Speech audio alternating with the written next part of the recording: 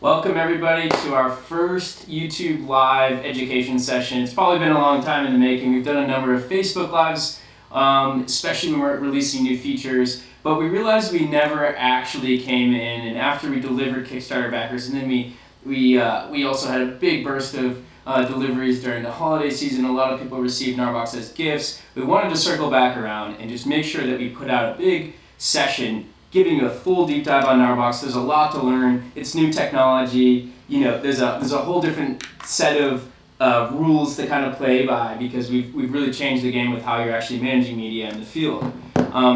And we've also just talked to a lot of our customers, a lot of our backers even, who still are just finally pulling it out of the box, starting to get to know it better, have watched and waited for a number of updates, software releases to come out until it really felt like it fit within their workflow. And so we still have a lot of new users from over the spectrum since we started delivering last March.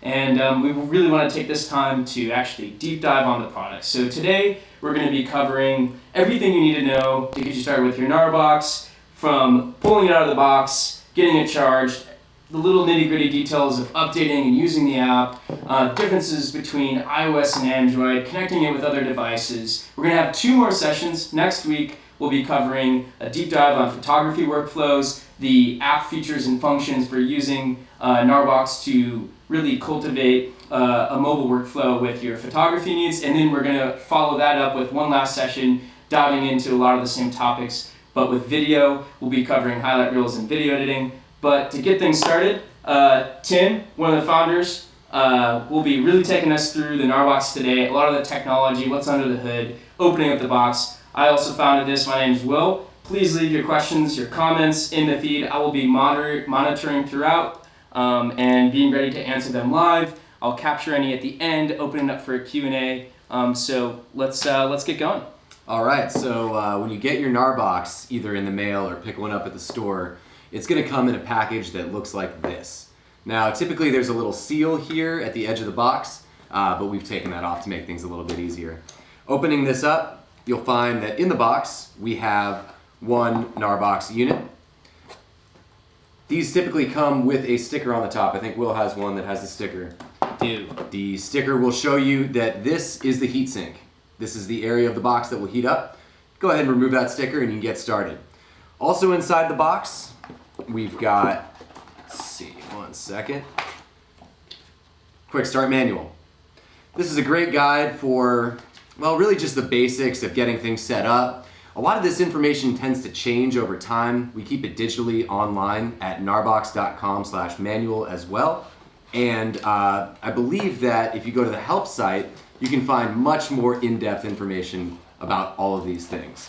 We're also going to be giving you in the box a card telling you a little bit about the organization. We're kind of a grassroots company here built by the support of the community. So we also have live chat, and all that information is on the back side of the card. There is also a charging cable. Now, many of you may have one of these USB 3 micro AB cables at home already. They're frequently used with USB 3 hard drives. We gave you a nice short one so you have a compact charging setup. We'll be talking all about charging your GNARBOX in a future section, so stay tuned for more on that. Also on the box, we've got protective ports, or protective doors rather, to cover the ports. As you know, this box is built to be water resistant. It's also very rugged. It can take a beating. If you look at YouTube and check out the reviews of the box, you'll see a lot of people kicking it, dropping it, throwing water on it, etc. These ports help, or these doors help keep the ports safe. So USB 3, USB 2, micro USB 3, SD and micro SD, all on the side of the box. Now this is what you're going to use to connect your devices. We'll talk a lot more about that in a section down the road. But just know that when these doors are closed, your box is in its most protected state. Miss anything? You get that. This is a USB 3 cable. We recommend you use this cable with everything you need to do for charging, especially for transferring, connecting to your computer, a few things we're going to get into. It's also worth noting you'll find inside the packaging on the inside door basic instructions as well as the Wi-Fi signal name, the default, and the password. So that's definitely an FAQ we get on support. You're going to need that. Yeah, you're going to need it out of the gate. We'll get there in a few seconds, but if you're looking for the password, it's right there. We'll cover that very shortly. Okay, so charging your GNARBOX. Let's take a look at how we do this. So I'm actually going to use my computer. Hopefully we can get this on camera. I've got my USB micro AB port here, my charging cable here, and I can connect this like so. And I'm actually going to connect it to my computer. You can tell that it is charging because you'll get a blue light that illuminates. This is the signal that you're going to need to look for. So if the blue light is on, you are charging. Now, there are a few different things to know about charging. First of all, there are different options for how much power can flow into the GNARBOX. So if you connect it to a laptop or another portable device, oftentimes there's a current restriction coming out of those USB ports. That can add up to charges of 0.7, 0.8, 0.9, up to 1 amp.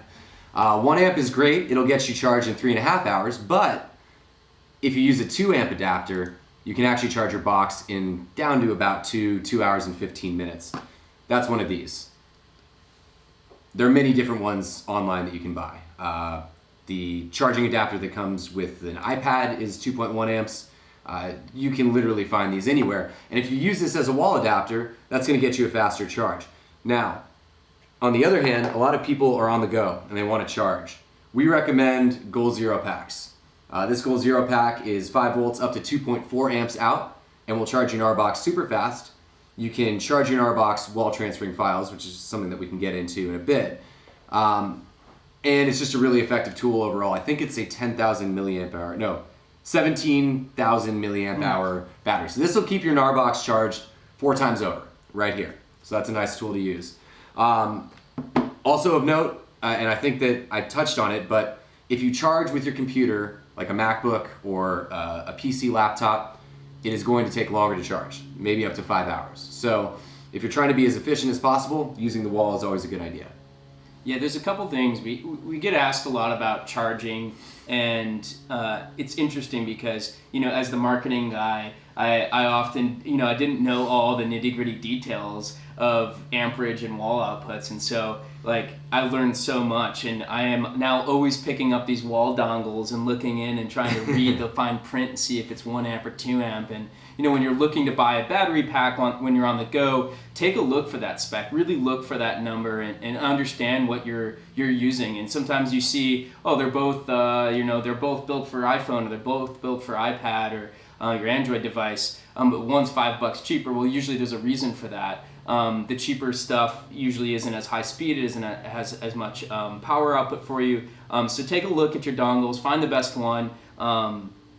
It's definitely makes a difference in terms of the quality of your charge, the speed of your charge, and also the ability to use your GNARBOX at the same time as when it's charging at the optimum usage and output.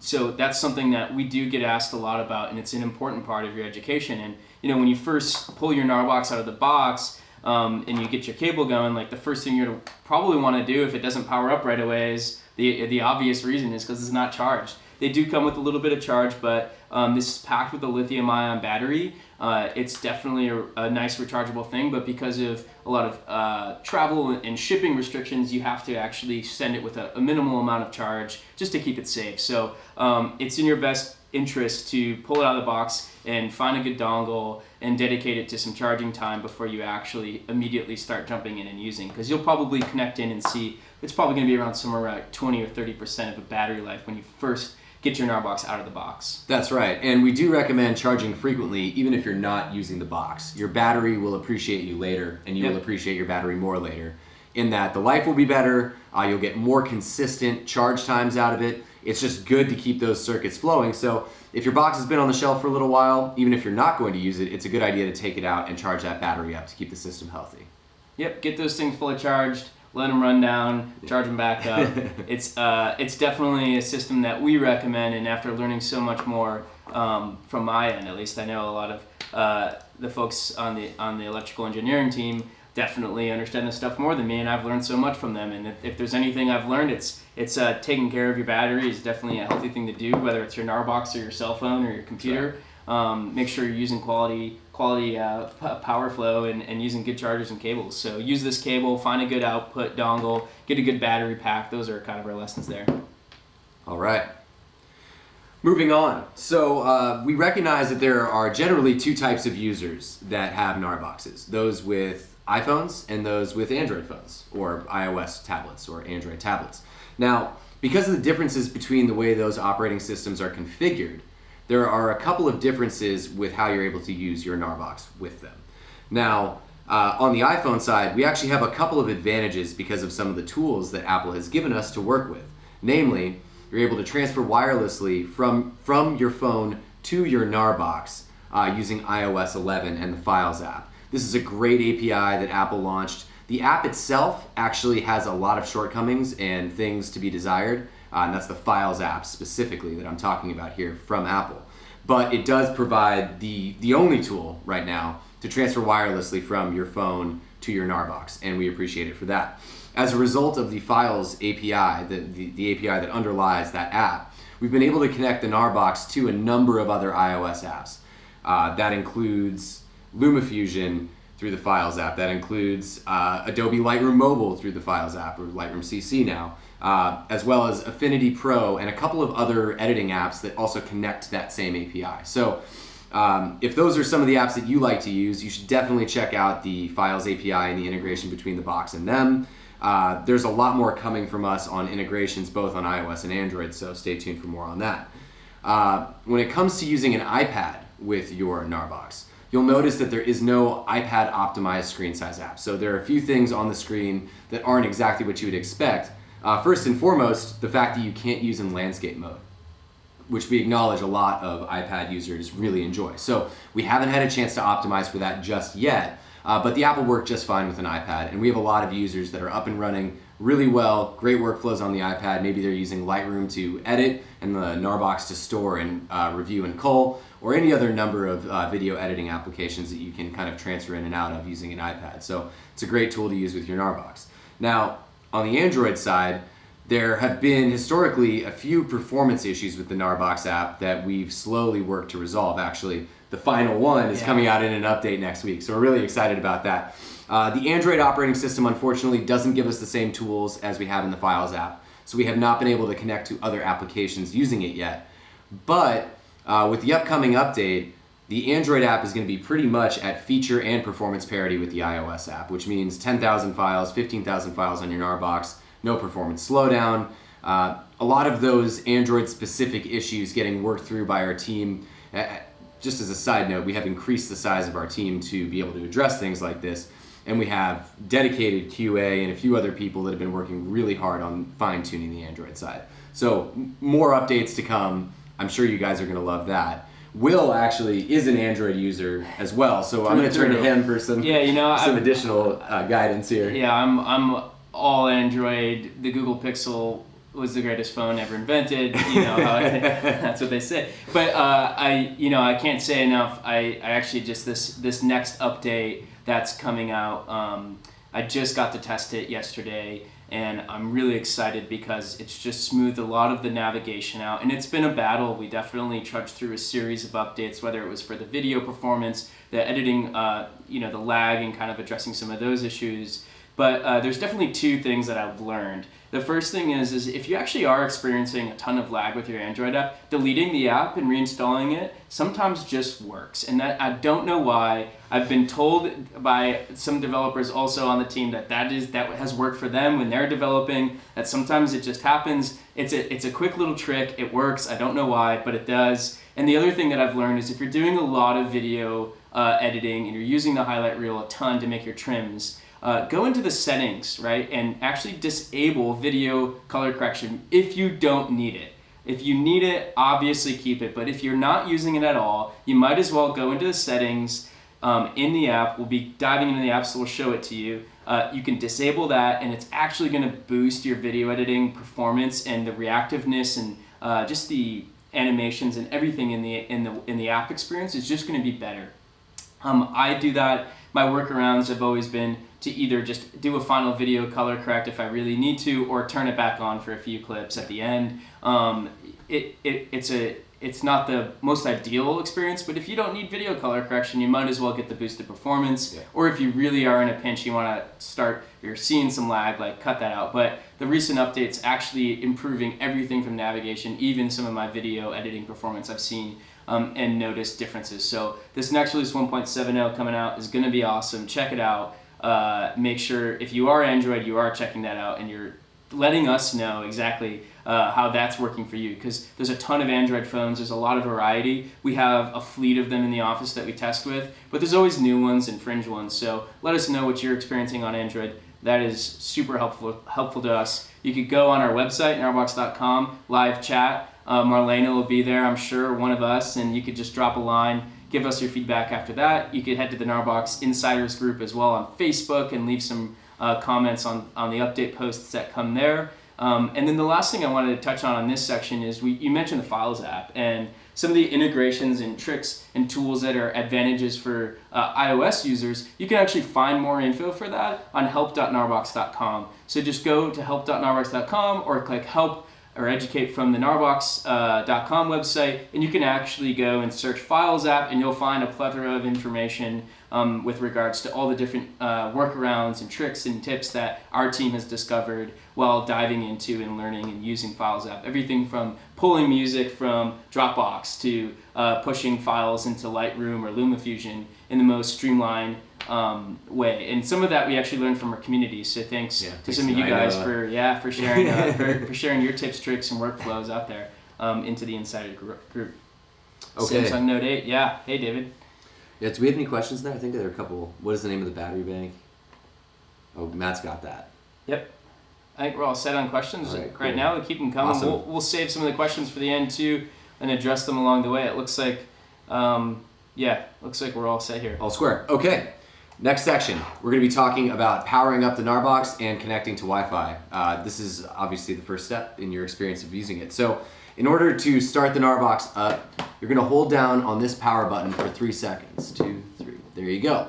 A blue light comes on, and then there's a series of LEDs that will appear as the box is booting up.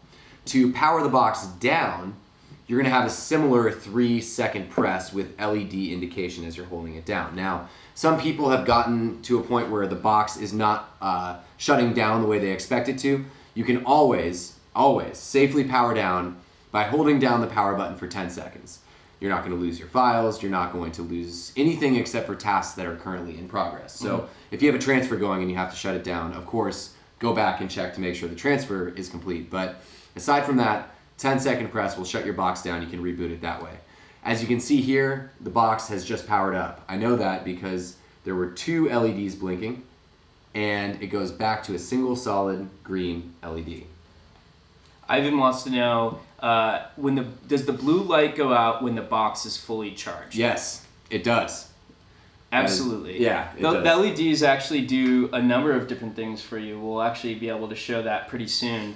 But yeah, one of those is that the blue light will go on when it's charging. It'll indicate to you also if the green light goes off, or if the blue light goes off and the green light stays on, you start to notice like maybe it's shut down or it's frozen or something like that. I've experienced that in the past, but the LEDs do indicate a number of things about power and state. So there's a couple more indicators there. I know Tim's gonna show us one of them pretty quick here. Yeah, we're about to get into one. Okay, so I think we've got the screen. Okay, we got the screen up on this phone. So I've got an iPhone here. We're going to be giving some demos as we go through live. You'll notice here we've got the My GNARBOX network. I'm going to tap on the My GNARBOX network and connect to it. As you can see, I have to enter a password. The box is password protected, as are most Wi-Fi networks. So you'll notice that in the box, there's a sticker that says the password is GNARBOX, all lowercase with an exclamation point. That is the case. I'm going to enter that now. And there we go. So it's connecting up to the box. What we need to check for here is the check mark, which just appeared on the side of the name My GNARBOX. So that means we've established a connection. I've gotten an IP address from the box. You'll also notice that it says no internet connection underneath the My GNARBOX network. We've gotten a lot of questions about this, and I do agree it's actually not the most normal thing to see, but this has nothing to do with the box itself. It's totally fine. What this is doing is telling me that the phone will attempt to use my 4G at the same time as it's connected to the box. It's using my data for an internet connection while paired with the box. It's similar to the way something like Bluetooth would work, for example. It's just a peer-to-peer connection with the box. Now I can come out of here and then go into my GNARBOX app. Now, you'll notice that the LEDs just blinked white when I connected. 2 LEDs flashing white. Let's try that one more time. Will you hold that box up? That was the goal here. Okay. So let's look for the white LEDs. There it goes. There you go. Okay, Yeah. so those two lights flashing are telling me that the box is recognizing the phone as being connected to the server on the box. So this is good. It coincides with the files loading into the app and all of the other functionality in the app. So those 2 white LEDs tell me that I'm able to proceed, and we can get into the next section if there are no other questions. There's a question about features for video. I think we'll save that one for later, Bill. Oh, I see that. Yeah. Yeah, it's a great question though. He's asking about XML exports, and That's right. I think we have some information to share in the future about the roadmap that I don't think will be shared right now. But yeah, not I think today. It's a great feature that's been requested a bunch, and we like to listen to what features get requested a bunch. We'll log that in, and I think that. hopefully we'll be able to share some stuff with you soon. Okay, awesome. So let's talk about updating the firmware. This is an important step. When you get your box, it's likely that we've released a software update since we manufactured that box. The pace at which the software team moves is a lot faster than we can make updates to the assembly line process, and it's definitely not the easiest to get the entire software suite updated at the factory and everywhere in the supply chain. So because of these things, we use the app to update the firmware. I think I may be on the wrong GNARBOX though. Let's see what's going on here. Yeah, we put together 2 GNARBOXes here, one that's updated, one that's not. It's actually a pretty critical step, and so the phone is still able to use its internet connection while it's connected via Wi-Fi to the box. The answer, yes. If you're on iOS, it's able to do that. If you're on Android, it's also able to do that. But when you're updating, which we're going to show you, there actually is one difference between the two. With the iPhone, you're actually going to be able to have the option to use your cellular data for that update.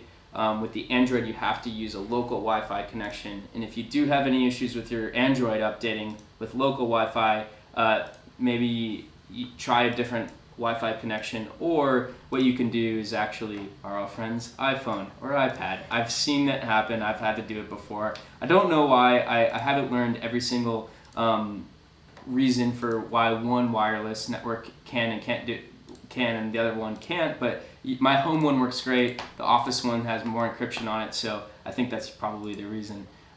We have a dedicated line just for doing updates now. Were you able to capture that? That's not connecting in. Oh, we lost a connection on the phone. We're gonna fix this up. I'll answer this question next. Yeah, go ahead, answer questions. Pictures transferred off my SD card and saved to phone photo roll are all out of time and date order. They saved to my photo gallery in a random order. Interesting. Are you on Android or iOS? Based on gallery, I think you're on Android, but yeah, it's definitely a question. If you're having like specific support requests and you're having an issue, I think that the best way is always to go to our live chat on our website. But to help you out with this one, there's a number of different reasons. These iOS and RAW files. So one of the iOS and RAW files. Okay, so I'm guessing that the RAW files are saving on your camera roll based on the date they were shot, and particularly if you're using an app like Lightroom. But I'd welcome the chance to talk to you about this either over chat or maybe Marlena can pick this one up. But they should save on your camera roll based on the date that they were shot, I think. That's what I would expect at least. Yeah, sometimes I always check my camera too and just make sure that the time and date are set right and it's recording information correctly. If you want to look at the files and information within there, you could always pull it into Lightroom and check your info, and you can see timestamps within there, the Lightroom mobile app, or you could open it up in your computer, connect your GNARBOX into your computer in mass storage mode. You can quickly view all the files in the folders, the time and date, and from there we're actually able to sort things out. A little bit more technical issues to figure out here. It seems like we're having a studio hiccup. I think we got it. Okay, cool. We'll be back online in a second. Any other questions while we're in a little break here?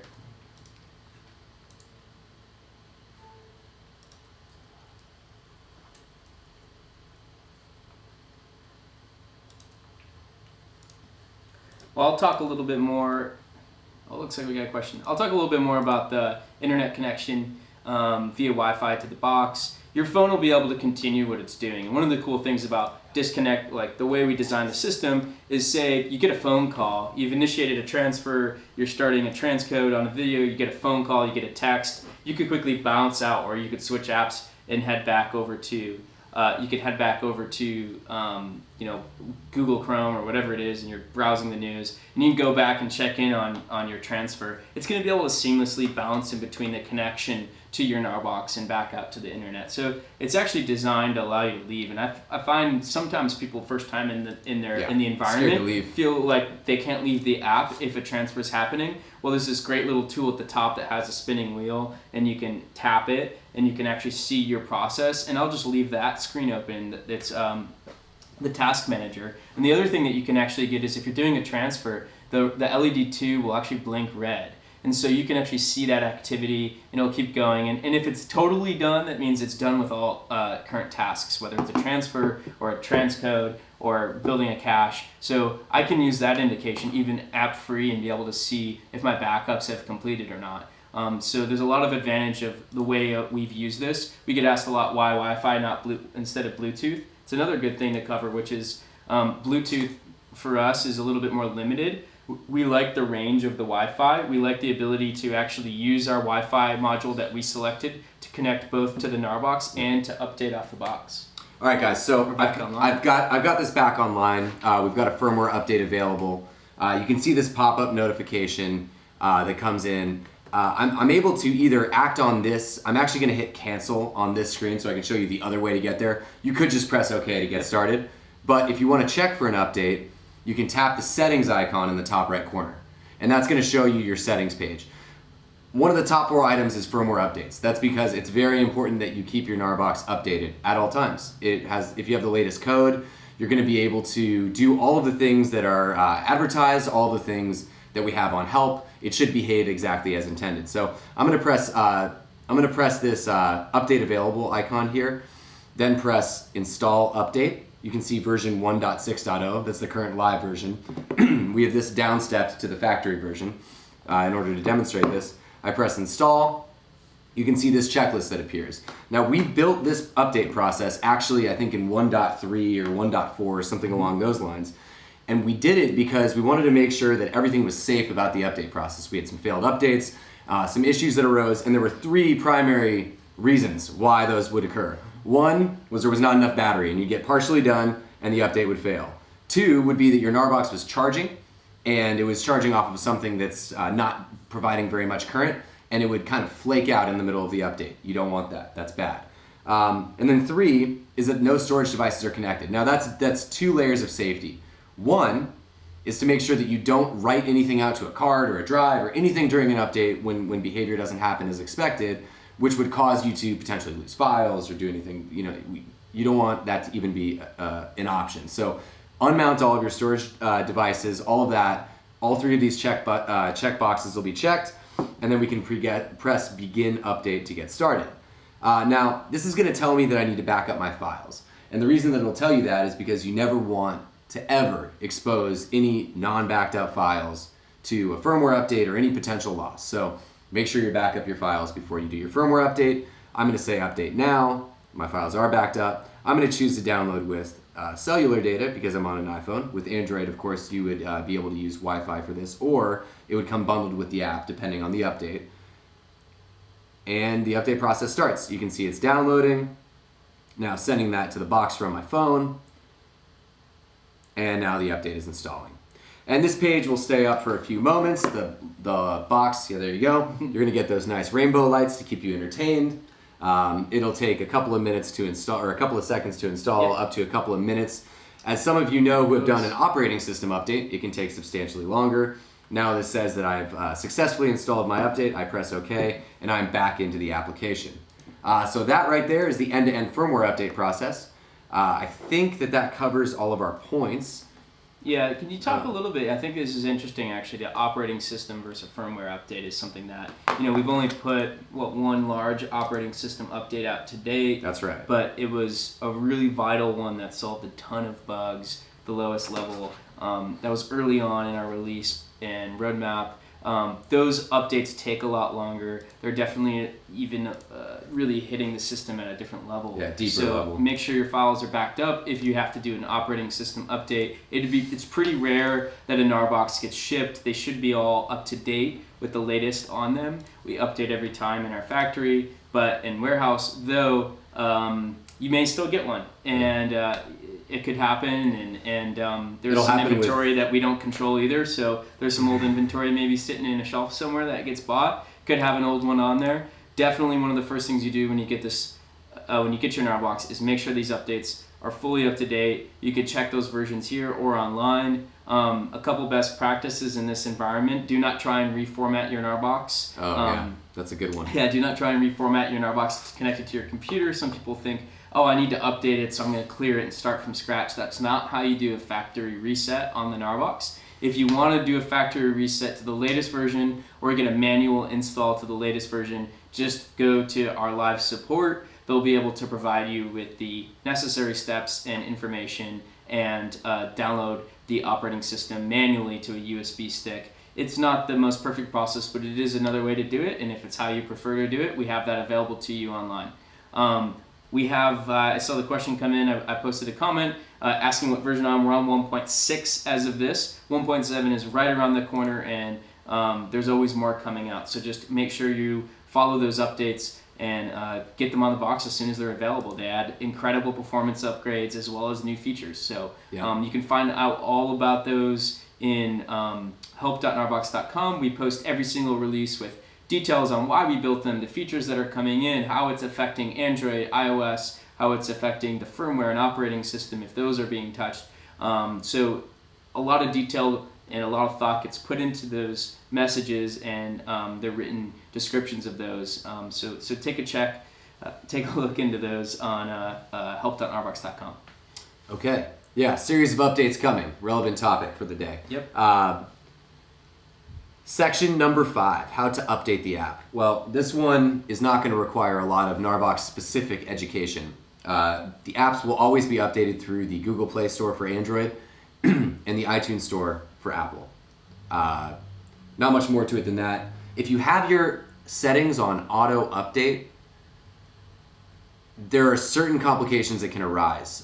We've had situations in the past where people have auto updated the app, have been out in the field with no reception, and they have a lack of compatibility with the firmware because they're on an older firmware version, things like this. So just be careful. I mean, if you're relying on this thing for work or for travel and you absolutely need it, it's best to make sure the app and the firmware are on the same version before you go out. That's just a good check to put in place if you have auto update going in the background. But aside from that, it's ho-hum, I think. Yeah, you'll have a new app and you'll have an old GNARBOX. And so because they're not compatible, your app user experience may have features put into them that aren't compatible with the backend on the GNARBOX. And so if those are conflicting, you may have some conflicts and it'll be confusing. So just before you go on your trip, if you're like, we get this all the time. We've supported people who are sitting in airports and they're saying my GNARBOX isn't working and I'm going to Africa for 2 weeks. And first of all, I'm jealous, but also, it's really good for you to do those updates before you leave home. Just do a quick check. Is there a new app update? Is there a new firmware update? And if you're having any problems or performance issues, check for an update. It could probably resolve a lot of your issues. And be sure to go into that settings menu and check and make sure that the firmware is also up to date. It's not just the app. So that's why we wanted to point that one out. We get it a lot in support. It can resolve a lot of issues. So it's really important out of the gate that you understand the importance of keeping all of your stuff up to date. Got a question from David. Will 2.0 work on both V2 and V1? The answer to that question is yes. So we are building GNARBOX 2.0 OS in support of both of our hardware platforms. So will all of the features be on all hardware platforms? No. Will the same operating system run on both boxes? Yes. And that means, for the most part, you'll have the same functions and features available to you on both sets of hardware. So a lot more of information coming up on GNARBOX OS 2.0 in GNARBOX Insiders in the coming future. Yeah, there's your 2.0 leak of the day. Yeah. But definitely a good question and something that I think a lot of community members are curious about. So do we have the screen back up? Mm-hmm. Okay. All right, so we're going to be talking in the next section about the settings page. The settings page is important because it's your dashboard to control the box and to see the status of the box and to understand the, effectively the settings that you've applied to your experience. So let's start from the top here. We've got storage.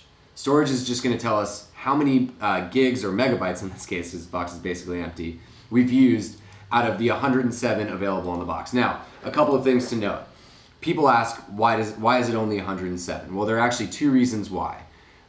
We're using base 10 rather than base 8 in order to calculate bytes from bits, which is a bit more conservative of a standard than, say, SanDisk or any of the manufacturers of memory apply. We're actually going to change that in an update going forward so that it reads out at a higher number. But your 32 gigabyte cards may be a little bit fluffed by the marketing team at SanDisk in terms of the way that they're calculating that number relative to these gigabytes. More information on that if you care to come ask us at narbox.com. Aside from that, there's also software that's on the box as well as cache space. These are required to run the system. It's just like if you buy a MacBook that has 256 gigs on it, it will tell you that there are 250 gigs available or 240 gigs available. I'm not sure exactly what the settings menu would say, but the point here is that some of the space on that disk is used for system purposes, and we need to be able to operate within that. The next thing that you'll see here is the access point. I'm going to go ahead and click on this. Right now it's my GNARBOX. If I wanted to change the name of the network or the password to the network, I could do it here. If I want to look at my password, I can here as well, just to check. Oh yeah, it's still GNARBOX. This is really good if you want to add security to your GNARBOX. I mean, some people personalize it. Yeah, just to add some flair. The key here though is if you have a number of people that have GNARBOXes in the same room, which we've experienced a number of times here, you want to keep those names from colliding because you get really weird experiences when you connect to someone's GNARBOX that you don't expect to. Secondly, of course, it's nice to have full control and safety over your files, so a password's a good way to do that. I recommend keeping your GNARBOX in USB 3 normal mode, which we'll talk about in a second, so that only you can access it via the Wi-Fi password, and then you can flip it over to connect to a computer. Yep. That will keep your files safe. So, without further ado, USB 3 mode. You'll see it is automatically defaulted to normal. What normal means is that this USB 3 port, this host port, the one with the blue plastic on the inside of it, is active. You can connect a hard drive to it, you can transfer data over it, you can use it with a card reader, more on that later. But this host port here is not active for data transfers, meaning you can't connect to your computer for the purpose of transferring files, but you can still charge. Now, in the app, if I change this to mass storage mode, which I'll do here, that will allow me to connect this box to a computer using the device port, and it will disable the USB 3 host port. So this is your way of transferring from field to in the studio or at home, right? You have it in normal mode, you're using it with your hard drives and your card readers. You come home, you flip it into mass storage mode, you connect it to your computer. I always connect it to my computer and then transfer through to an array or to a hard drive. That's all fine and dandy. Now, also really key, that's probably the fastest and best way to drag things like music and cards and old files that you may want to add to your video editing experience. So a lot of people ask, what's the fastest way? It's going into the settings, using USB mode, flipping to mass storage, connecting to your computer, drag and drop on. If you have files you want to back up quickly to your computer, drag and drop off the GNARBOX. So that's definitely what that's for. That's where you find that mode. When we say switch to mass storage mode, it's in your settings in the GNARBOX app. Okay, so we have a help section and an about section. All of this is fairly self-explanatory. So I don't think I'm going to go over it line by line just because we're pressed for time here a little bit. But let's go down to the advanced section because there's some pretty cool stuff down here in the advanced section. Yep. And it's stuff that I think are just common sense, useful tools for anybody who's creating, particularly video for the top two. So Item number 1, Will mentioned in the Android section, video color controls. This is actually toggling on and off the color correct effect layer that goes over your video. So if you have that enabled, you can use color correction. If you have it disabled, you can't use color correction, but the video scene performs quite well in that fashion. So if you have an iPhone 5, if you've got an older Android device, if things aren't working for you quickly, it's a good thing to try. Second thing you'll find here is video bitrate. Video bitrate allows me to set the export bitrate for any scene in the app. So if I'm exporting for Instagram stories, for example, I'm going to use the low bitrate such that the file size is a little bit smaller, it's more compatible with what they are going to do on the compression side, and I don't lose a ton of quality. If I'm exporting for Facebook or for YouTube, that puts me in the 30 to 45 megabits range, depending on the resolution of the video I'm trying to export. The higher the resolution, generally speaking, the higher the bitrate that you want to use in order to get that good quality. There's a lot more information about bitrate on our website. Now, a lot of cameras shoot in 65 megabits or even higher on some, but 65 on GoPros and DJI Mavic, etc. So we have an export setting that's 65 megabits for full quality imagery. So if you don't want to lose quality on your video trim exports to go to your next step editor, then 65 megabits is a really good setting for you, although it will take up some more space. So that's bitrate configuration. And then finally, we have cache clear, and I'm not going to clear it, but you can see here we have the option to either clear all, clear unused, or cancel. Now, clear all is going to wipe away everything. So sometimes you'll see that happening in the background automatically. We have an automatic system that goes through and clears out your cache for you. Files that you're not currently using, maybe it was on a drive from 3 weeks ago and it was a transcoded proxy video or something along those lines. But when things do fill up, you may want to use this tool, and it can be very, very helpful to help performance. So clearing all will obliterate everything. All of your proxies, all of your thumbnails, all of your image previews, those are going to go away. So you're going to have to regenerate all that stuff. Now, I call that the nuclear option. You know, we use it sparingly, but it works quite well. Clear unused is a little bit more fine-tuned of a tool. I use clear unused all the time, actually, and I recommend it to everybody who's using a GNARBOX and connecting a lot of cards and drives, because what happens is the box accumulates a bunch of metadata and a bunch of images and thumbnails and proxies from the files that are on those cards, and it doesn't necessarily just forget those automatically. So if you clear unused, all of those, I guess, extraneous files that were associated with the thumbnails and this and that on your SD card get wiped away, and you have a cleaner cache with no consequence to the files that are on the box. You're good there. If your GNARBOX is filling up and you're at the end of your storage and you're losing a little performance, so you're seeing thumbnails disappear, that's us clearing the cache, but you can actively do that yourself. You could get ahead of the unused. Some of the old files you may save on there, you may not go back to and play back, so maybe deleting some of those. And it prevents the system from deleting stuff you want. Right? So if you can consistently clear the unused cache, then you're going to leave more space for the cache that you are using. So that's good. We like that. Finally, we've got some legal stuff at the bottom if you want to read up for you paperwork people out there. I'm not sure if that's really in the scope of this demo, but that's the settings page. Do you have any questions? No, but it's an important place to be when you first get going on your GNARBOX. I would recommend changing the wireless, setting up your own name and password. It's just good practice, getting it up to date, setting and learning your settings. But yeah, the next important part probably to see is just kind of understanding the home screen. That's what we're going to be looking at right now. Looking at where everything is in and why we organized the different screens and how to use the different tabs at the bottom throughout those screens, and a couple little navigational tips and tricks just to get you oriented kind of in the app and understanding where things are. Yeah, let's start with the GNARBOX workspace. Homepage is going to give you a set of thumbnails. We've got factory files loaded on there to give you a little demo. Right now we've got a few photos stashed here on the box that we can play around with. The key for the home screen is just knowing that it's sorted by date. And within those date folders, or rather collections I should say, things are categorized by camera. So the box is going to look at the metadata from your shots and it's going to sort them by camera. If I tap on a banner within the collection view, you can see the individual thumbnails for those, and I'm able to tap on those thumbnails to preview. The next key area of the workspace is the folders view. A lot of people like a traditional file folder view to parse through their files, right? This is going to give you a simple list.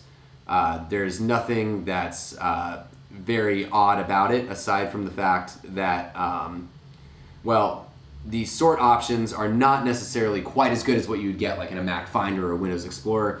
This is just our first implementation. So you have the basics, everything you need, nothing you don't, and hopefully that serves you with large lists of files when you're trying to maintain folder organization to pass along to your next step.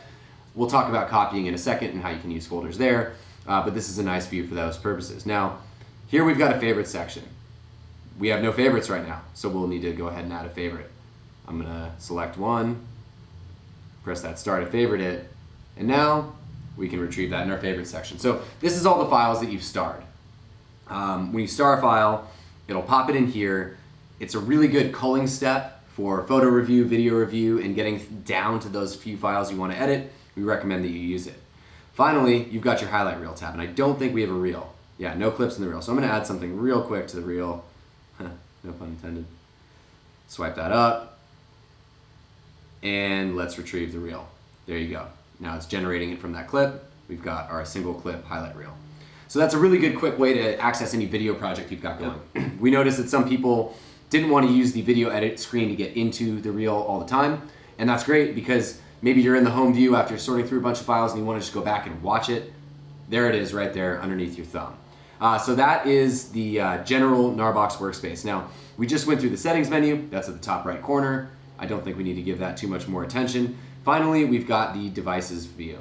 I'm going to tap on that. Now, there's nothing connected to this box right now, but if I connect this card, first of all, you'll see the red lights start blinking, as Will mentioned, and it pops up on my menu.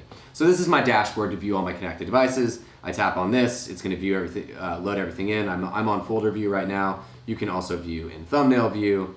There we go. So that's the devices menu. And there's some good workflows for connecting devices and backing up, which is our immediate next step after this. I think there are a few points that we want to cover about viewing the files on your GNARBOX, and I'll just kind of get into those real quick. So I'm in my collection view. I've got my thumbnails. One trick that people like to use is they tap down with two fingers at the same time on the screen, like so, and that's going to reveal the metadata for those files. It'll tell me the file name, the size of the file, all of the basic information. If it's a video, it'll tell me the length, the duration of the video, as well as the resolution. So if you're looking for information, real quick, 2 taps toggles it on and off. And not a lot of people actually know about that one, and it's not immediately apparent, but I use it all the time, so it's definitely something to be well aware of. Oh, these are great photographs. Okay, so I've got my first image. I'm previewing it here. I just tapped on the thumbnail. I'm able to now swipe to the left and to the right in order to preview more files. This is a good quick way to sort through your files. It's also a good way to traverse from one section to another. So even if I'm going past the end of these photos, I get into my watermarks. This will give me just a good continuous flow. And if thumbnails have already been generated for these images, it's actually incredibly fast. So if you give the box a bit of time to generate all those previews, I mean, we're talking, I mean, that's looking pretty good there. I think a best practice after I transcode in, I'd actually just let it stay on, transcode. I meant transfer in. I let it stay on so that it can transcode. Generate your thumbnails, generate your previews. The GNARBOX system will keep working after you transfer your files and make it easier for you to actually navigate through your project, whether it's 1,000 raw photos or a couple hours of high 4K video. Like, you need to give it a little bit of time just to kind of catch up with preparing the files for previewing, for culling, and for editing in the future. Yep, it'll speed up your workflow, make things a little smoother. On iOS, we've got this nice pinch and zoom feature. We have an implementation for Android that we've put together. It's buggy and we haven't gotten it out yet. So for you Android users, sit tight. That's coming in the future. It's not something we've been able to push. We have a limited level of resources, and we understand how bad people want it and how important it is. I'll just leave it at that for now. We already talked about favoriting, so that just about covers the main actions within the preview workflow. Do we have any questions to cover here? The only question we got was actually about recommending a good case for your GNARBOX. I said go to Amazon. There is one. There's one out there that someone made. We actually have. Actually. Oh, there's two now. Yeah. You're right. So there's a Pelican case for a GNARBOX. Custom Pelican case someone made for it. I think we definitely have the one in here.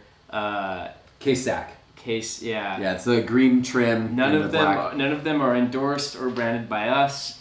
Someone made them. Oh, yeah, there it look, is. we have it here. Yeah. So you can go check that out if you. It's. I've got one. It's good. It's got well, since we're here. Oh, we're now a little free buzz marketing for the Amazon vendor. Pretty sure this is not. These guys are not American. So in any event, this is nothing too special, but it is a nice case, and you get a little. I guess like mesh net with a stretchy cord. You put your cable in there. Hard drives, cables, cards. Maybe it's a hard drive and a GNARBOX can fit in there actually pretty comfortably. To be honest, cool. I haven't found a ton of use for it.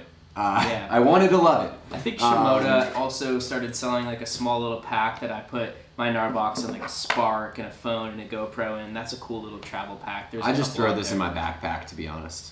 It's, I'm not very gentle with it, so I'm testing it, making sure that it's good for you guys. All right, next section.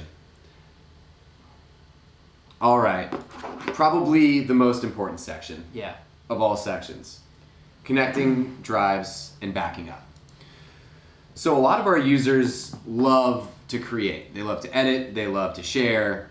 They have some sort of workflow for storing their files, but maybe it's not as organized as they want it to be, or it's hard to recall files, or maybe they've lost files in the past. I mean, I know I have. I've lost hard drives, I've lost cards. I've had cameras that get lost at the bottom of a snowpack because I fell wearing my GoPro. Yep. I've had cards fail. I've had all sorts of things happen.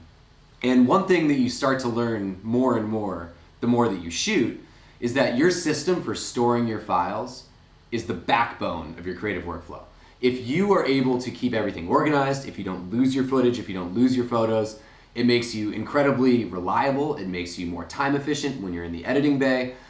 It's really the most important thing in your creative process, albeit maybe the least outwardly attractive workflow item that you might expect.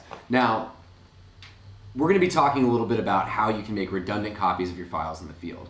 I'm pulling something from Insiders here because there's a really good story that one of our users posted this morning. Yeah, and it's perfect. It really is. And it resonates with what we're doing today as well. So yeah, it sure does. Let me see. There's GNARBOX primarily, when we first developed it, was built to help you actually manage a lot of post-production in the field. And we found so many people started to just use it almost primarily for backup. So it's definitely a tool that is super dynamic. We developed it with 2 ports so you could plug hard drives and CF card readers into it. People are putting XQD readers and red reader mini maps in here, things that we never even envisioned would it be used for, but they're putting it to the test and they're using it for backups on the go, and it's super rugged and reliable, and the level of creators that have been using this is amazing. We've gotten to talk to incredible photographers, and they're like, I want to just use it for backing up. I'm like, all right, cool. So it's definitely an important topic for us. Did you find the post? Yeah, so this is from Richard Wayne, who's from, well, I'm not sure where Richard's from, but he posted in Insiders on February 17th, which I guess is 4 days ago, saying, "Today I found out how good the GNARBOX is when I arrived home. Put my SD card into my iMac, loaded up Lightroom to transfer some stills, which then crashed and corrupted my memory card, losing my photos and video. Thank goodness I backed up with GNARBOX." So the great thing about this post is Richard did everything right, and Lightroom crashed on him. And his files could have been gone if he waited to get home to his laptop, but he backed up in the field with the GNARBOX. And we've seen stories like this emerging over and over and over again. If you watch Peter McKinnon's review of GNARBOX, he talks about the importance of backing up. So in any event, I think you guys get the point. Save your files. Also, right? just if you're new to photography, new to videography, if this is your first, you bought this because you don't have a computer maybe, or you don't have a computer that can manage the files that are coming off your GoPro, this is a best practice. Make sure you're backing up your files first and foremost. Don't plug the SD card and just work off the SD card. It's not a safe environment. We want you to back it up. that's going to secure your files. You can't guarantee anything until they're backed up. So make sure that they're backed up, number one. What's our best practices here?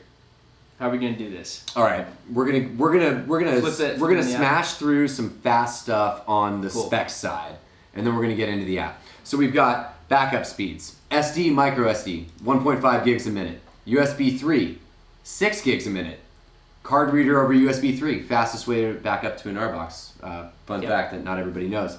USB 2 is about 2 gigs a minute. And, USB 3 card reader's faster. I just said it. Okay, so we're through the ports section. Let's talk about external hard drives. 128 gigs, 256, it's pretty good. I mean, it'll get you through a weekend maybe, but sometimes you need more space, right? And we have a lot of users that carry hard drives with their box. My ultimate favorite hard drive to use with my box is a Samsung, well, I have a T3, but they're all the way up to the T5 now. Yeah. Those SSDs are incredible, and they're really fast, and they're the size of like a credit card with a little bit of extra They're a little thickness. more expensive though. I've seen them Velcro to the back of GNARBOXes before. So shout out to the people that are doing cool stuff like that. Yeah. You can plug them into the USB 3 port, and you can back up cards directly to them or files from the box. We also recommend Seagate Backup Plus Slim. I have a ton of those, really cheap. Not the best in terms of ruggedness, but if it's sitting on your desk, it's a pretty good option. Kingston Digital Data Traveler, the SanDisk CZ48, and there are a number of other drives that work with box. Yeah, anything that it works with your computer. These are drives we tested. We've put a bunch of drives through the ringer. These are the ones that we actually found had the best performance, did the best with power, and fit the price and size. So like we did a nice matrix. You can check that out on help.gnarbox.com as well, and look for connected devices, and you'll learn a little bit more about those. Card readers. Again, for an SD card, the fastest way to transfer to the box is with a USB 3 card reader. So a few of them that are great. Anchor Portable. We've got the Transcend RDF5 Lexar Professional Dual Card Slot Reader, which is the one that I use. Kingston Media Reader, another Transcend. I mean, these are all on help.gnarbox.com. So go check that out. Little dongles too, just like plugging a little dongle in for the micro SD. I mean, they're tiny. They're small. You can throw them in your bag, and they transfer way faster. So check that out. So yeah, USB 3 is awesome. You can also use CFast, XQD, Compact Flash, Red Mini Mag readers. Pretty much any card reader that's out on the market is good to go. There are a couple of XQDs I think that we recommend against. So if you're using an XQD card, check out help.gnarbox.com. But that's a huge feature for photographers. I mean, the Canon family, a bunch of cameras in the Nikon family all use CF readers or CF cards, and we support those. That's why we have 2 USB ports. You can actually have a hard drive and a CF card reader connected at the same time. So a lot of people ask why 2 USB ports. That's why 2 USB ports. So let's go into the app now. I'm gonna open this phone back up. Yeah, we'll just show you the next couple screens. We jumped into this screen a little bit before this section, but we might as well just repeat it because this is so vital. And yeah, we can connect a drive. We can connect. We got an SD card in. Awesome. Right? Yeah, so we've got an SD card in. I'm on my devices menu. You can see in the devices menu that the card is called No Name. That's what it's been named by the computer that it was formatted by. I've got 2 options. I've got list view and thumbnails view. Pros and cons of list view and thumbnail view. Thumbnail view, better for review. You see more of your shots without having to click on them, and it's pretty awesome to be able to view the thumbnails, expand your collections, just to give you a sense of what that looks like here. Pretty cool view. What I really like about the thumbnail view that goes above and beyond is the incremental backup system. So I can actually press the select button and select all of these files that are not yet backed up without selecting what's already backed up. So no duplicates, no extra copies, super easy. It also has a section for favorites. So if you're swiping through and favoriting files, it gives you good culling on the card options, if you will. Some people don't want to import everything, so this is a good option for them. Now, in terms of cons, if you connect a hard drive, you can see the first big con with the thumbnail list view, which is that you can't view large connected hard drives with the thumbnail view. Indexing that drive takes far too long. However, 1.7 is going to change that, so stay tuned for more on that. I think a lot of our users will be excited when they download release 1.7 and they're able to immediately start viewing drives that they weren't able to view before. Now, switching into the list view, to give you the advantages there, you can see now I'm able to view the Seagate drive. It loads fairly quickly. I'm able to navigate some pretty significant size folders here. You can see I've got my drone files, my video files. I can even preview out of this view as well. Now, the cons to it, well, I can't see a thumbnail before I click on the file. So if I want to review a bunch of stuff, that's not the easiest way to do it. I can't do incremental backups yet. That's going to be something we have to do in the future. Are there any other cons associated with the file list view? Oh, not necessarily. It has some pros as well, though. I mean, being able to quickly grab, navigate long lists and just without indexing and just select a folder and copy it over into a new folder, like it's definitely like that's folder copy. Yep. That's what's next. So let's say I want to copy this 2017 2.9 banana shoot folder. Will and I went skiing. Yeah, we had snow last year. I select that and I press copy to. Now, this is going to give you your folder workflow. So I want this to go to the GNARBOX. Now, I have two options. One is I can use date time folder, which is something that you're probably familiar with if you've ever copied files in the collection view. We're going to automatically create a folder based on the date and time that things were shot, organize them in there. It's a great base case, if you will. But some people's systems are a little bit more sophisticated. They maybe want to name a folder, or they want to do something, they want to send files to a folder. So I'm able to do that with the create new folder function.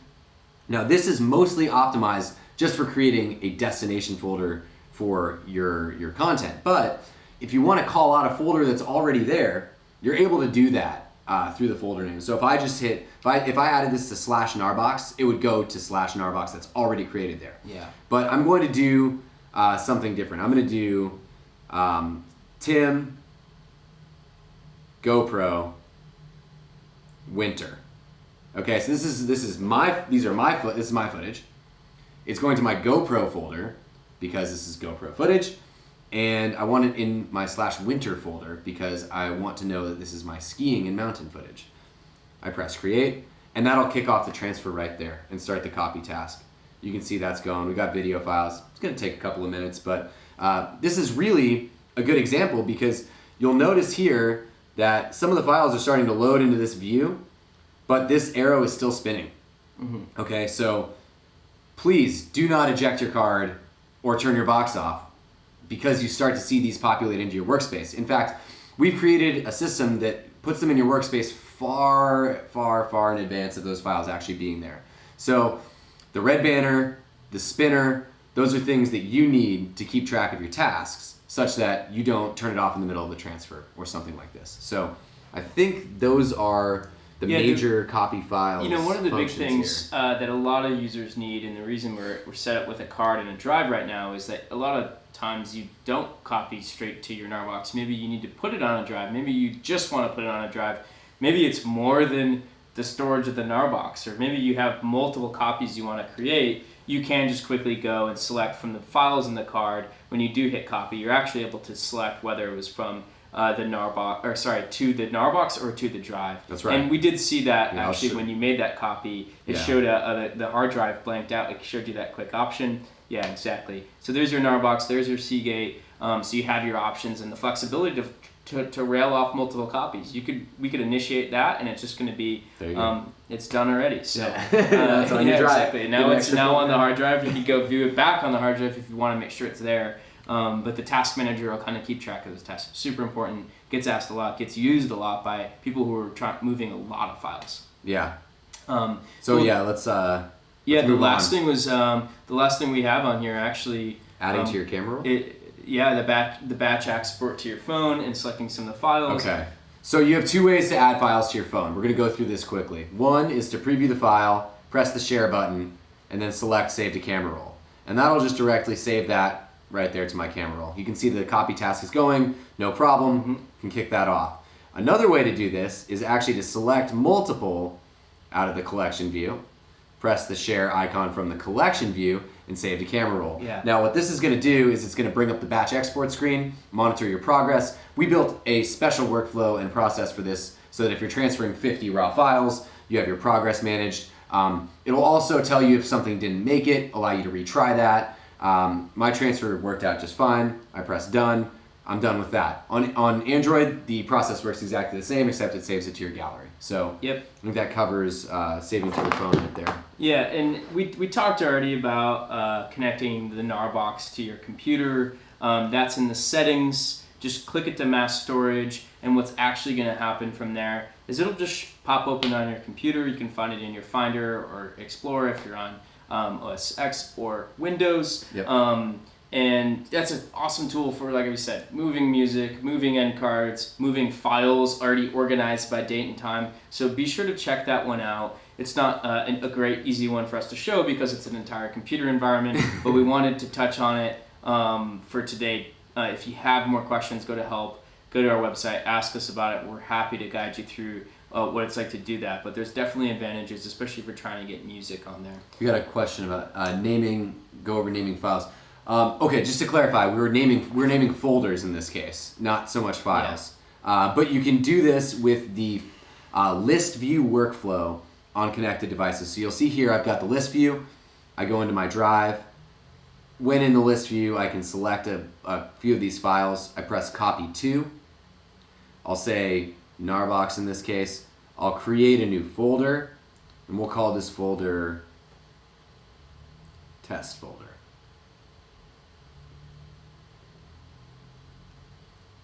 And that'll kick off the copy task. So you can name your destination folders from copies using that. All right, so let's talk about other hard drives, other portable hard drives that are out there. Sure. There have been a number of things that have emerged in the GNARBOX category over the last few months, and I think they're worth addressing. We've got one of them right here, actually. Yeah, it's pretty awesome. We just got this one in. Western Digital My Passport Wireless Pro SSD. Did I say all the words? Yeah. Something like that. Anyway, this thing's actually pretty cool. I just dissected one, so we'll probably put up a teardown on GNARBOX Insiders at some point so you guys can check out what's actually in this box. Pretty interesting. It's a pretty heavy drive. It also has an SD card slot in it, and it also has some solid state storage in it. Now, the thing that really differentiates this device in particular relative to the GNARBOX are a few things. From a physical standpoint, this is a rugged device. Yeah. I don't want to slam this into the table. I think I'll break this. In fact, I've already broken one, so I know that they're easy to break. Secondly, from a ports perspective, not the same level of flexibility, especially in the sense that it's a USB 2 host port, which is a game-changing killer, really, for CF card transfers, CFast. I mean, when I look at the hardware design, just to sum it up, I really see something that a hard drive company put together to move more boxes, whereas this is really a dedicated system for creators. And that's the idea. It's really, there's a lot of workflow built into this that you don't necessarily have here. Our application, which is evolving over time and you know, really based on the community feedback that we receive and our understanding of your needs as creators, is really designed to outstrip anything that's going to be on a box like this. So for more detailed functionality comparisons, I think we'll have to come out with some stuff in the near future. But when it comes to the summary version, the main thing to focus on, I think, is just the level of workflow enabled by this box here. Yeah, a couple things just came up in the chat here, and actually one of the things, WD SSD works great with the GNARBOX, not replace it. You could connect this into the GNARBOX and use it as a drive. You know, I guess one of the things you'll find, because we have tested this app out, it's actually, you know, it's gotten better. It's gotten a lot better. You can actually get in here and you can view some of your files. If you actually though want to like get the raw file into any edit space, you have to transfer it over your phone, whereas we're just letting you kind of do that right away. So that proxy workflow that we've designed is definitely the advantage. You're just going to have a more intuitive, faster, no roadblock user experience when you're on the GNARBOX platform. But the rugged nature, even the size, I mean, it's just about, it's almost half. So yeah, I mean, it's a little disappointing to see the new products come in the category behind us, you know, almost a year after, not really changing the game a whole lot. So we'll see what happens next. There's more coming. I know that the LaCie Copilot is around the corner. Looking forward to actually getting that one in. We had a chance to use it at CES. Yeah, that was interesting. And test it out. It was pretty interesting. The weird thing with that one was you had to actually connect it wired to your phone, to your iPhone or iPad, and to actually The checksum was a very lengthy process, so that advantage was a little weird. The LED was a little weird. The app seemed really well designed, like it was a good looking app, I thought. And there's definitely... It was in beta, so it's hard to tell. It was early on, and it still looks pretty good in my opinion. It works as well as the GNARBOX app did when we were in beta. Yeah, but there's no wireless, right? So that threw me off right away. I know that the wired connection can be cool for transferring to your phone, but the whole idea is you should only be transferring like your selects rather than having to transfer anything to be able to play it back, which is what it's doing as well. So it's a very similar experience to the WD, whereas if you really want to render out and play back high-res video, you need to move it over to your phone, which just adds a ton of time, a ton of stress on your phone, on your iPad, the battery, the storage, all of that. So yeah, looking forward to maybe seeing that in its final production version. We have a couple questions. Also, it looks like when you use GNARBOX to transfer from a card to a hard drive, is there a way to add metadata location tags during the transfer? Maybe this will be in the photography segment. That's a great question. Thank you, Danny.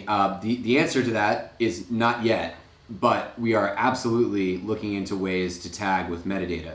If you don't mind coming in to chat with us, if you have a moment, just to let us know what type of metadata you'd like to use, whether it's EXIF or something else, and exactly which fields are important to you, we will absolutely look into those specific things as part of a big software overhaul that we're doing. So please come and give us your feedback on that. We do look forward to adding support for metadata in the future. Yeah, so a couple best practices to kind of close this off. First of all, thanks for everyone who did join us for the entire duration of this. Our expectations are we're going to go back through, we're going to segment out and give you timestamps for where the different sections are. We'll outline that in the post details, and this will kind of live on for people to come back and view, especially if you just got your GNARBOX and you're opening it up for the first time. I hope you learned a few things. I hope that you definitely learned that you need to update your GNARBOX. We're talking about 1.6 and 1.7. There could be further versions as we expect by the time you may be opening yours. But a few best practices to leave you with on the sticker you would have seen that you peeled off. Keep it out of the sunlight. This thing does get hot. We see that a lot. If you just got it out of the box and you've been using it now for a while, you've plugged it into a lot of stuff, you've got it charging at the same time as you're copying, and it's sitting out in the sun maybe is not a great idea when you're doing these things, because this thing is an enclosed space. This is all watertight seal. There's no moving parts, which means no fan. It's all passive cooling. So this heat sink is actually, this top part is actually where the heat is cooling the entire system and extracting the heat into the air. Yep. Do not hang on to this. It's not meant for you to be holding while you're using it. You should be using your phone. So set it out on the table. I like these doors were actually specifically designed to be able to prop it up on a table so that you could actually have it sitting like that. It's actually kind of neat, and that's kind of how we recommend it. You can also get some airflow that way. So it's just a good way to kind of use your GNARBOX. Always keep it up to date. Do not format your GNARBOX. I know we mentioned that. If you want a factory reset, just contact support. Happy to do that for you. If you have any ideas, it looks like we need to talk a little bit more about metadata, but if you have any feedback, if you have specific requests, please come to GNARBOX.com, put those into the chat bubble. It comes to our phones and computers. We're not always 100% online immediately responding, but we see it, we get to it as soon as we can, especially if it's after hours. Like during normal business hours, 9 to 5, we're online. We're still working before and after that, but we're not always responding to live chat, so it may take something 5, 10, 15, an hour. We're on Pacific Standard Time, so also overnight on that. We're human beings operating, who sleep a little bit. And all of our customer support is run in-house by us and the awesome team behind these walls. So we kind of split duties, and you'll get to know us. So join Insiders, join our next couple live segments. Anything else to add? I don't think so, but I do want to, there are a couple of questions popping Some metadata. Okay. We can get, metadata is really important for us using this in our media companies. Yeah, absolutely. I totally understand that. Mm-hmm. Who's that? Is that Christopher? Yeah, Chris Miller. Oh, yeah, Christopher. Okay, Chris, I'm guessing you're using EXIF. Happy to chat with you more. Available on at GNARBOX.com, chat anytime. Let's see what else. We have another question, and keep the questions coming. We'll stay on as long as you guys have questions right absolutely. now. Okay, so we've got. Does it have auto? Is it auto backup? auto backup Where is option to the cloud services is what I'm seeing. Oh, there's an auto shutdown. Oh, okay. Yeah, auto shutdown. I'm not sure what you mean by that, but before it runs out of battery and gets critically drained, it will shut down. Yeah.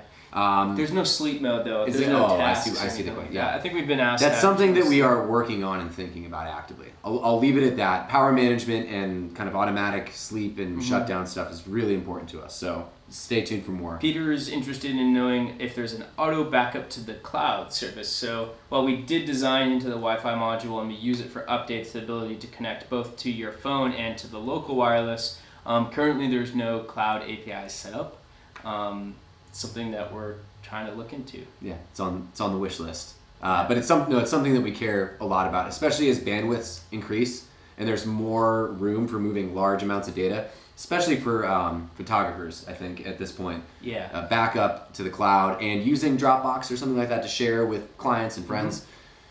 We see the use case, and it's built with the hardware that it needs, so we're software away from that happening. I think we're most interested in knowing actually what cloud services you are using. So yeah, please that's share true. those with Comment us. in cloud we get a services. lot of Dropbox, we get a lot of Drive, so the occasional box, and also the occasional FTP server. So yeah. We've recognized all of those needs, and we've got them.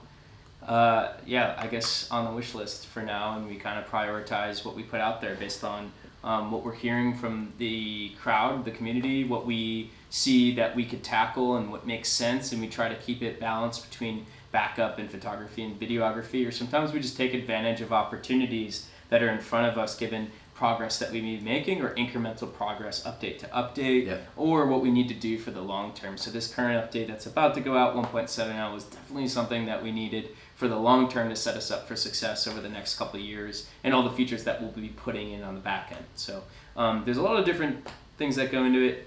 Dropbox or a private NAS, I like that. Okay, yeah. WD My Cloud. Yeah. Okay. Yeah. Awesome. Oh yeah, this is an important question. What's a NAR? We got it. He asked this earlier, and I forgot. What is NAR? So NAR comes from the word gnarly, and if you're from California, the West Coast of the United States, or generally the Western world, it may be a familiar word. Effectively, in this context, it refers to how robust this device is in a lot of different ways, and a lot of different ways that word gets used and associated with action sports footage. As a lot of you guys know, the way that we started this company was on drives back and forth to the mountain on ski trips.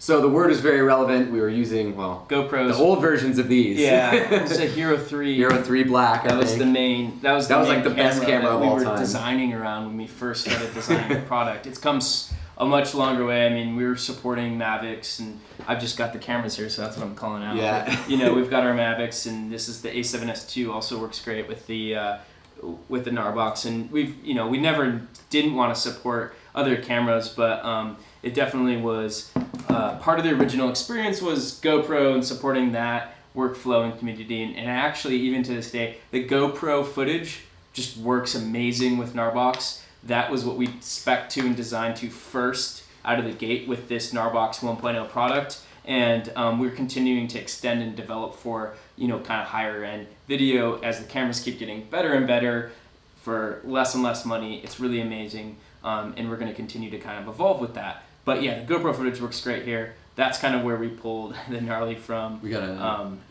question. Transitions anytime soon. So transitions. We're building a brand new video transcoding system from the ground up in software. I don't know if we're not going to talk anymore about that. I want to talk more about that, but we can't talk more about that right now. But it's going to unlock the potential for a lot of features, including transitions. So stick with us on that one. There's more good stuff coming on the video side that I think everybody's going to love. Yeah, just a question on where can I get the GNARBOX sticker? The sticker on Which my one laptop. is it? It's a new one, so I don't. Yeah. Those are the new ones. Okay. Yeah, come into Insiders. If you really want a sticker, thanks for sticking through here. Come to live chat and just let us know. I think our tech devoted. So start including it in the box. That's actually a good idea. Yeah, we did talk about that, and we definitely decided to even cut 10 cents out of the cost. It was the decision I made. These things, believe it or not, are like ridiculously expensive to make. Yeah. The people who got these for $99 on Kickstarter are literally the most stoked people in the world, because you shouldn't share that. Absurd deal. Stickers, just come to us. We'll definitely send you one. So we pass them out all the time. We got a bunch in the office. So yeah, just let us know. Cool. All right, everybody. Thanks so much for joining. We'll have 2 more sessions like this. This was definitely our longest one. Photography next, videography after that. Then I think we could say we've pretty much covered, the GNARBOX 1.0 experience in a couple long videos. If this is the way you like to learn, we wanted to make sure that you had this. Let us know if you enjoyed this. If you didn't, then we'll keep working on some other ways to help educate and learn and talk. Oh, we're getting more questions, which is great. Oh, yeah, okay. Okay. We've worked... Oh, yeah. All right. Yeah. Hey, Siraj, I know. Yeah, Siraj, we know you. I don't feel comfortable calling out names right away, but hey, Siraj. Yeah, we loved your video. Thanks for adding ability to change copyright metadata. Bring up the question from GoPro app. Yeah. Adding ability to change copyright metadata. Yeah, that was we were asking for people to recommend metadata that they wanted. The copyright metadata was super important for them, which I totally agree with. Okay. Thank you for this live training. Staying classy in San Diego. Nice. Thanks, Kevin. Thank you. You're welcome. Very welcome. Very welcome. Isn't the GNARBOX a spinning drive where the... No. We would never put a spinning drive in this thing. This thing is based on very rugged flash storage. So absolutely not. It is a small, tiny chip soldered down on a circuit board in here. So there's no spinning drive. Yeah, like no moving parts. This is super rugged. Yeah, I don't recommend like dropping it off a building, but there's some cool videos of people smashing it up pretty good. So I'd take a peek at that. David, good question. V1 in mass storage mode will work with V2. I had a phone call about that like a day ago. So yes. Really bizarre. Yeah, it's funny that you asked that now. David, thank you. Appreciate it. Glad you stopped by, Siraj. Not looking for attention. Yeah. Sure. Well, you got it. Hey, go check out Tech Devoted. Yeah. It's a great channel. I have a GNARBOX review. It's a beautiful footage, and there's a good GNARBOX review up there. There's a lot of people that ask to review GNARBOX. We're actually, we love all the reviews. So please want to make a review. Make one for your channel. Us up. Let us know. We love supporting the community if you're running a channel. So. We went over it today. Yeah, quite a bit. It's okay, good. Well, yeah. Thanks for a great product and great session. Awesome. Oh, thank you. All right, I think we're good. That's it. That's a wrap. Thanks, guys. Thanks, everybody. Leave some more comments. We'll reply to them. We'll put some info into the to the info on the video after the fact, so you can go and find these parts of the conversation. There's a full outline. Maybe we should share a little. We could probably do that actually. So if you need to learn anything, always head to the GNARBOX.com and support. Are you considering an XKD slot version? No. No, we're not. And the reason is that it blows up the form factor. So we try to keep it compact. If we had this much room to play with, we might, but we don't. We want to keep the small footprint in your bag. Card readers are super fast. Yeah. When is what are we covering in the next section? Yeah, I think you just said that. Yep. We'll be covering photography on Monday evening next week. That is, remind me, February 26th. 26th. Yeah. And then the one after that will be February 28th. And I think we're filming middle of that day. We'll be shooting some footage. So we'll be jumping from shooting outside to shooting inside. Looking forward to that day. It'll be pretty fun. All right. We don't get to shoot every day, so this is cool. All right. Thanks, guys. Thanks, guys. Cheers.